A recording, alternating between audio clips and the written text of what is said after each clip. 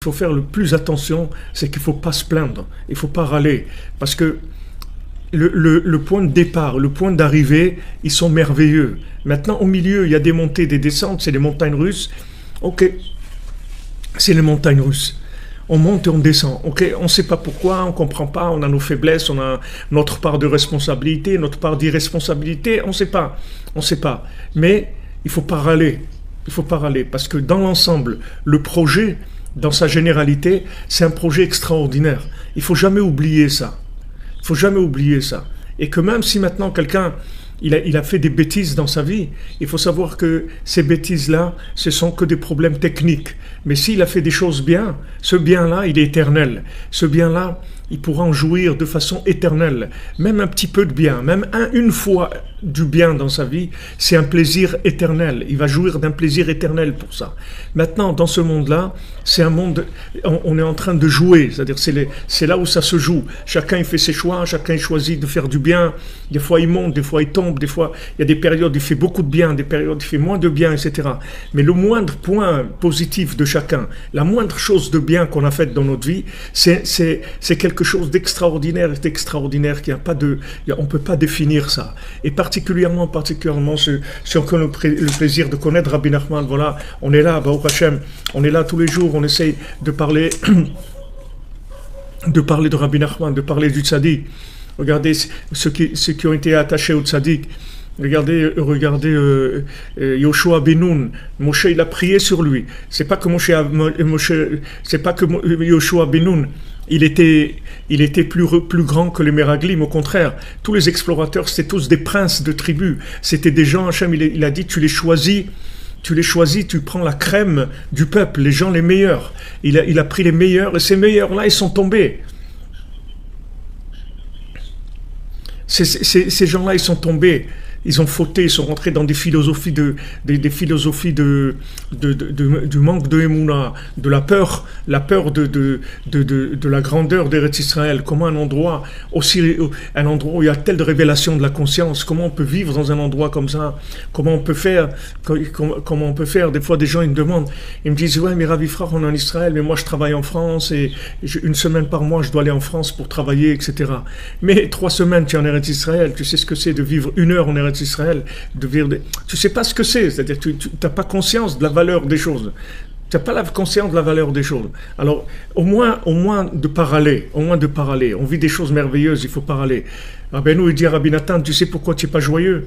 Parce que tu ne sais pas le mérite que tu as eu de me connaître. Si tu savais le mérite que tu as eu de me connaître, tu serais en train de danser toute la journée.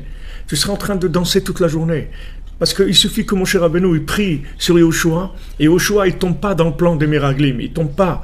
Et Kalev Ben Yefouné, il va prier à Hebron, il va prier sur la tombe d'Avraham, Yitzhak et Yaakov, Adam Arishon, il va prier là-bas. Sarah, Rivka et Léa, et Chava, il va prier là-bas. Et il va prier là-bas, et il est sauvé du complot des Meraglim, il est sauvé de cette philosophie-là du mensonge. Et après, il lui donne, Hachem, il lui donne Hebron. C'est écrit qu'Hachem, il a donné à Kalev Ben Yefouné, il lui a donné la ville de Hebron. La ville de Hebron, les Chachamim me disent, c'est un endroit extraordinaire, c'est un endroit le plus merveilleux du monde. C'est un des endroits les plus extraordinaires qu'il y a dans le monde. La Torah, elle ramène que quand on prend la ville de Tsour en Égypte, qui est un endroit qui est irrigué par le Nil, alors c'est un endroit très très beau, c'est un endroit très florissant, c'est un endroit, c'est une merveille. Mais nos sages disent que Hebron, c'est 10 fois plus beau et plus extraordinaire que la ville de Tsour en Égypte, Hebron. Maintenant, vous voyez, Kalev Ben Yefouné, il a été à Hebron pour prier. Pourquoi il a été à Hebron?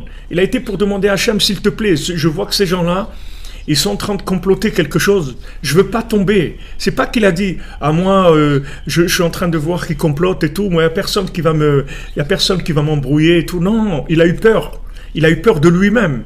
Il a eu peur de ne pas être à la hauteur. Il avait un complot comme ça, des grands rabbins, tous avec des grandes barbes, avec des connaissances extraordinaires. Et ils font un complot. contre Eretz Israël, ils font un complot contre le Mishkan de Rabbeinu, ils font des complots. Alors il a peur. Il se dit pas, moi je suis très fort, moi j'ai pas de... Non, il a peur. Alors il va prier à Hebron. Et regardez qu'est-ce qui se passe. Hachem, il lui donne la ville de Hebron.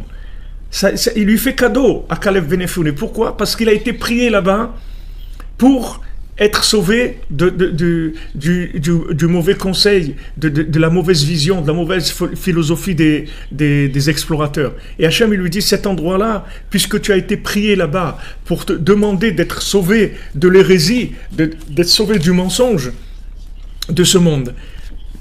Quand quelqu'un il se lève à Chatzot, il demande à Hachem, s'il te plaît, sauve-moi de la folie de ce monde, sauve-moi de l'hérésie, sauve-moi, je veux pas tomber là-dedans, je veux pas tomber dans la folie de ce monde, s'il te plaît, aie pitié de moi. C'est pas que quelqu'un il se croit fort et il dit que ouais, tous les autres de toute façon ils ont rien compris, tant pis pour eux, ils ont rien compris. Non. La conscience de la vérité, c'est un cadeau journalier. C'est pas quelque chose qui peut s'acquérir. C'est pas quelque chose qui peut s'acquérir. N'importe qui, il peut pas comme le Pirkei Avot, il dit dans le Maxime des Pères, Altamin be'atzmecha ad yom motcha. Ne crois pas en toi, c'est-à-dire ne sois pas sûr de toi que tu as compris et que tu vas toujours comprendre jusqu'au jour de ta mort. Alors Rabbi Nathan il dit, ne crois pas en toi, c'est-à-dire ne crois pas si tu es seul, alors fais attention, tu as besoin d'aide. Tu as besoin d'aide de qui? Tu as besoin d'aide du Nachal Novea Mekor Chochma. Tu as besoin d'aide du tzaddik, que le tzaddik il prie pour toi tout le temps, pour que tu tombes pas dans la folie de l'hôpital psychiatrique immense dans lequel on se trouve aujourd'hui. Un hôpital psychiatrique immense, que le monde est complètement fou. Mais même cette vision-là, de voir le monde fou, c'est un très grand cadeau d'Hachem. Un très très grand cadeau d'Hachem. C'est pas quelque chose qui s'obtient par de la réflexion.